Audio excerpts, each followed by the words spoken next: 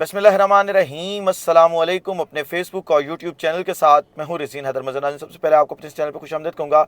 आपको पता है कि मैं मुसलसल सफ़र में हूँ और अ, फिर भी जो है वो आप तक ख़बरें पहुँचाने की कोशिश जो है वो करता रहता हूँ इस वक्त, क्योंकि बहुत ही अहम तफसीलात आई हैं पाकिस्तान में। मैंने कल रात भी एक बात की थी कि हर गुज़रता मिनट जो है वो बड़ी अहम तफसीलात लेके आ रहा है। लेकिन अब जो तफसीलात आई हैं वो अरशद शरीफ की शहादत का जो केस है, या किस तरीके से अरशद शरीफ की शहादत हुई थी, इस पूरे के पूरे मामले को सॉर्ट आउट कर देगा। क्योंकि आपने काशिफ अब्बासी साहब का शो देखा था या उसका कोई ना कोई क्लिप सुना होगा। काशिफ अब्बासी साहब ने बड़े इंकशाफात किए थे। उन्होंने अपने प्रोग्राम में कहा था कि अगर अरशद शरीफ साहब का जो लैपटॉप और मोबाइल है उनको दे दिया जाए और साथ एक एक्सपर्ट दे दिया जाए तो वो पूरे का पूरा जो मामला है वो क्लियर कर सकते हैं और वो बता सकते हैं कि अरशद शरीफ की जो शहादत हुई है उसके पीछे कौन है। और अब जो वो लैपटॉप और मोबाइल है ये मिल नहीं रहा था, इसका नहीं पता था कि वो लैपटॉप और मोबाइल कहाँ है, लेकिन अब वो लैपटॉप और मोबाइल जो है वो मिल चुका है और इस केस की नई डायमेंशंस जो है वो निकलने जा रही हैं।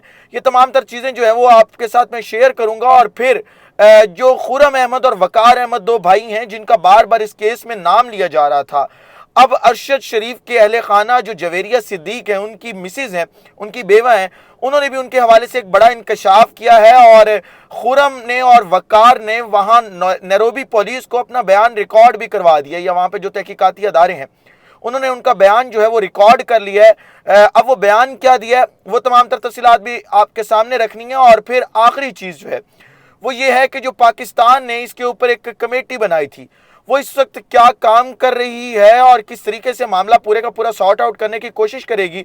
ये बड़ी अहम तफसीलात आई हैं जो आपके साथ मैंने कहा कि शेयर करूं रास्ते में रुक के।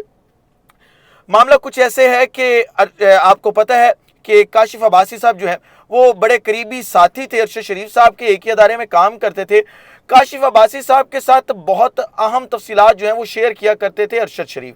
अब जब अरशद शरीफ साहब इस मुल्क से बाहर गए तो तब भी काशिफ अब्बासी साहब के साथ राब्ते में रहे और उन्हें लम्हा ब लम्हा अपडेट करते रहे कि अब मेरे साथ हो क्या रहा है।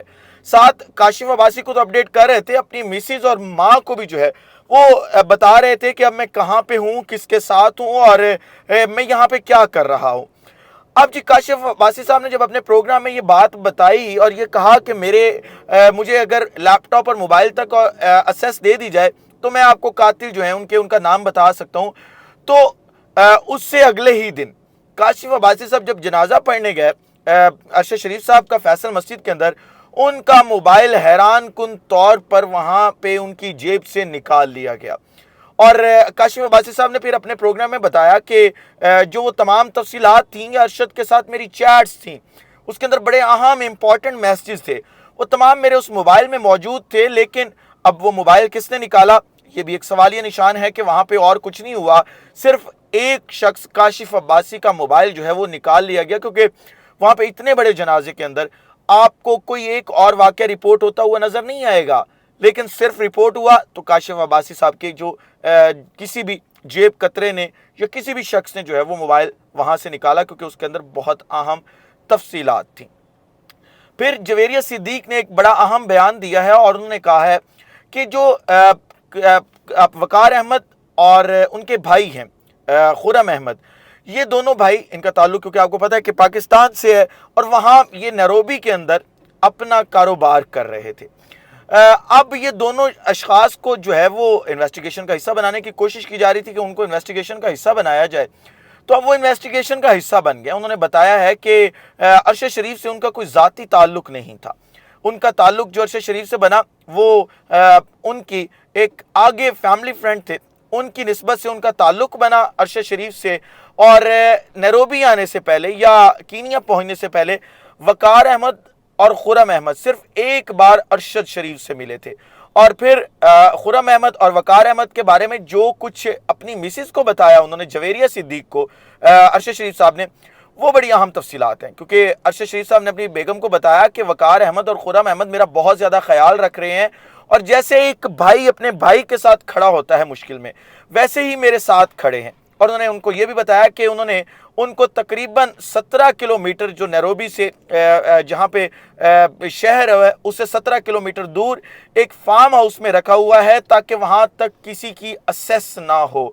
और वो मुतमईन थे, लेकिन क्योंकि उनके ऊपर सवालिया निशानात उठ रहे थे अब खुर्रम अहमद और वकार अहमद पे, लिहाजा उन्हें नैरोबी पुलिस ने जो है वो भी इन्वेस्टिगेशन का हिस्सा बना लिया। और अब जो 2 रुकनी कमेटी पाकिस्तान से गई है वो भी खुर्रम अहमद और वकार अहमद से तफ्तीश जो है वो वहां पे कर रहे हैं। अब बात आ जाती है लैपटॉप और मोबाइल के ऊपर। जो मोबाइल और लैपटॉप था, जब से अरशद शरीफ की शहादत हुई, ये एक बड़ा मुअम्मा था कि वो मोबाइल कहाँ गया, लैपटॉप कहाँ गया। तो अब ये इतलात मिली हैं, मुसद्दका ज़राए से ये इतलात मिली हैं कि वो लैपटॉप और मोबाइल जो हैं वो दोनों खुर्रम अहमद और वकार अहमद की तहवील में थे। वो उन्होंने वहाँ की जो आला तहकीकाती टीम है जो इस केस की कीनिया के अंदर तहकीकात कर रही है, उन्होंने जो है वो लैपटॉप और वो मोबाइल उन तक पहुंचा दिया है। अब ये पाकिस्तानी अदारों की जिम्मेदारी है कि वो उन मोबाइल और लैपटॉप्स के एक्सेस कैसे लेते हैं और उसके अंदर से चीज़ें डिलीट होने से पहले जो है वो किस तरीके से जो है वो उससे डाटा निकाल लिया जाता है। अब जो खुर्रम अहमद थे जो उस दिन गाड़ी में थे अरशद शरीफ साहब की और गाड़ी चला रहे थे, लेकिन मौज़ाना तौर पे जो है वो वहाँ पे बच गए और अरशद शरीफ जो है वो शहीद हो गए।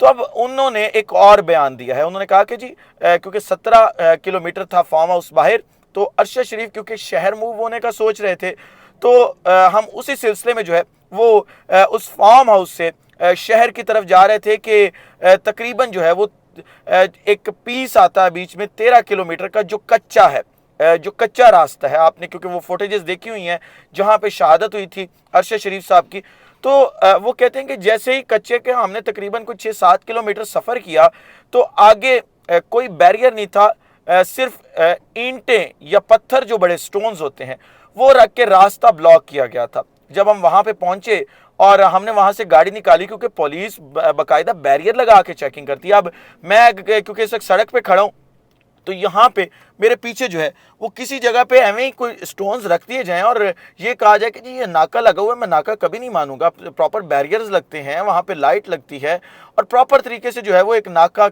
जो होता है वो पुलिस का होता है। अब अगर उन पत्थरों पे कोई शख्स नहीं रुका और उस पर अचानक फायरिंग होनी शुरू हो जाती है और गाड़ी चलाने वाला गाड़ी तेज़ भगा लेता है तो उसके अंदर कोई कबाहत नहीं है, कोई मसला नहीं है। अब अगर आप उसको मसला बनाकर किसी शख्स को शहीद कर देंगे और ऐसा शख्स जो वहाँ पे पनाह लेके बैठा है उसे शहीद करेंगे तो उंगलियां तो उठेंगी। लेकिन अब क्योंकि लैपटॉप मिल चुका है, मोबाइल मिल चुका है, अगर मैं ये समझता हूँ कि उसकी प्रॉपर तहकीकात होती हैं तो ये मामला जो है वो सॉर्ट आउट हो जाएगा और अरशद शरीफ के कातिल इंशाल्लाह जो है वो कौम के सामने आएंगे। अरशद शरीफ साहब की आखिरी चीज़ मैं आपके सामने रख दूं कि बहुत बड़ी ख्वाहिश थी कि अरशद शरीफ चाहते थे कि जल्द अज जल्द पाकिस्तान में जो है वो लॉन्ग मार्च किया जाए। उनकी मिसेस जवेरिया सिद्दीक का आप ट्विटर अकाउंट उठा के देख सकते हैं, उन्होंने किस तरीके से ट्वीट किया कि अरशद शरीफ की कितनी बड़ी ख्वाहिश थी लॉन्ग मार्च की, और उन्होंने अपनी मिसेस से लॉन्ग मार्च के हवाले से किस तरीके से बात की। उन्होंने कहा कि मैं बहुत एक्साइटेड हूँ कि इमरान खान साहब लॉन्ग मार्च करने जा रहे हैं और जब ये लॉन्ग मार्च होगा तो मैं इसे ज़्यादा से ज़्यादा कवर करने की कोशिश करूँगा और वीडियोज़ भी करूँगा ताकि आवाम तक जो है वो हक़ाइक़ पहुँचाए जा सकें। अब यहाँ पे सवालिया निशान एक और उठता है, वो ये है कि वो जो डॉक्यूमेंट्स थे जो अरशद शरीफ साहब के पास थे और जिनका ये कहा जाता है कि उन डॉक्यूमेंट्स की वजह से अरशद शरीफ को शहीद किया गया, वो डॉक्यूमेंट्स कहाँ पे हैं। अब ये तमाम वो गुत्थियाँ हैं जो सुलझनी बाकी हैं। ऐसे लोग से मुझे इजाज़त दीजिए, अपना ख्याल रखिए, अपने अजीज़ के लोगों का ख्याल रखिए, वतन अजीज़ पाकिस्तान का ख्याल रखिए। ऐसे वतन अजीज़ पाकिस्तान का और आप तमाम लोगों का अल्लाह हामी नासिर हो। पाकिस्तान जिंदाबाद।